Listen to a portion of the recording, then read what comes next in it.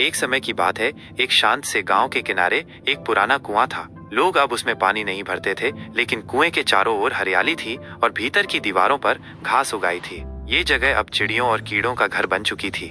उसी गांव में दो गौरैया रहती थीं, गुड़िया और चुनिया। वे बचपन की सहेलियां थीं और हमेशा साथ रहती थीं। गर्मियों का मौसम था और धूप बहुत तेज पड़ रही थी। दोनों को एक सुरक्षित और ठंडी जगह की तलाश थी, जहां वे अपना घोंसला बना सकें। गुड़िया बोली, इतनी गर्मी में कहीं छांव भी नहीं बची, क्यों न कुएं के अंदर घोंसला बनाया जाए। चुनिया ने सहमति में सिर हिलाया। हाँ, कुएं की दीवार में जो छोटा सा कोना है, वहाँ आराम से हम अपना घोंसला बना सकते हैं। दोनों ने मिलकर नीचे उड़ान भरी और दीवार के एक छेद में तिनके, सूखी पत्तियां और रुई जैसी चीजें जमा करनी शुरू की। कई दिनों की मेहनत के बाद उन्होंने एक सुंदर सा घोंसला बना लिया। वो ठंडी, सुरक्षित और बारिश से भी बची हुई जगह थी। दोनों बारी बारी से भोजन ढूंढने जाती और अपने घर की रखवाली करती।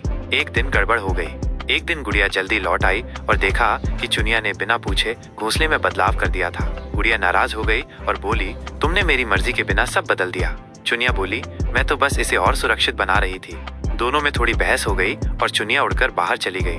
उसी रात तेज बारिश हुई और हवा चलने लगी। घोंसले के पास का एक तिनका ढीला हो गया और अंदर पानी टपकने लगा। गुड़िया अकेले डर गई, लेकिन तभी चुनिया वापस लौट आई। उसने देखा कि गुड़िया कांप रही थी। चुनिया ने बिना कुछ कहे तिनका ठीक किया और बोली, हमारा घोंसला हमारा परिवार है, इससे बढ़कर कुछ नहीं।